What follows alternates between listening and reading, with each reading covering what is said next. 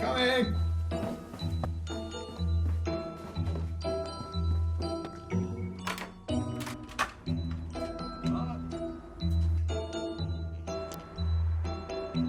This hour of the day?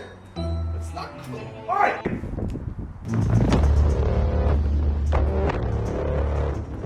What a jerk.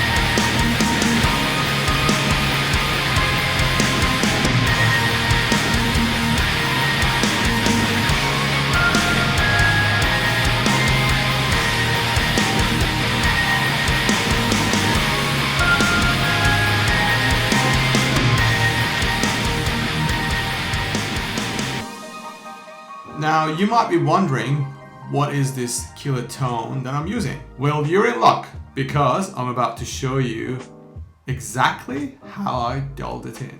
Now I'm using an amp sim from JST Toneforge range, and it's by far my favorite. It's called Menace. I'm a big fan of amp sims. I'm always working in the box, and I almost retired my Kempa to only be my live rig.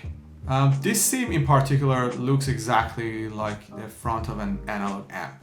So straight away you can start tweaking your own tone as if you're using your own old school amp. I'm going to show you my process for finding this tone.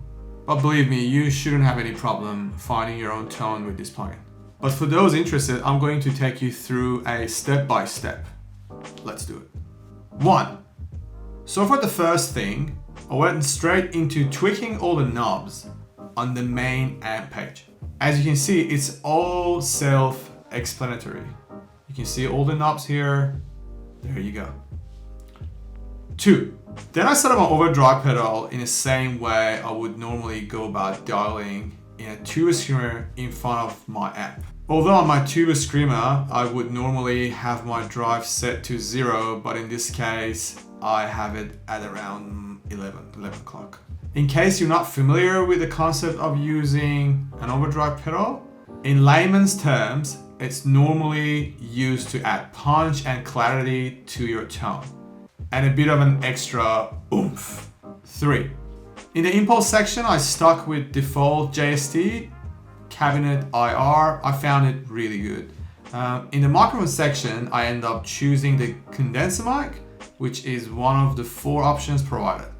Now, the reason behind this decision was because I found that this mic gave me a sharper tone with more punch and clarity. I like my guitar tone to be sharp and cut through the mix because I hate when my guitar gets buried underneath bass and the kick drum. Now, while testing these mic options in the mix, this one was definitely the most in-your-face option. They're all really good options, so highly suggest trialing each one and picking the best that suits your sound. 4. In the EQ section, I left the high and low pass filters alone and just gave a slight 2 dB boost at 2K for some extra sizzle.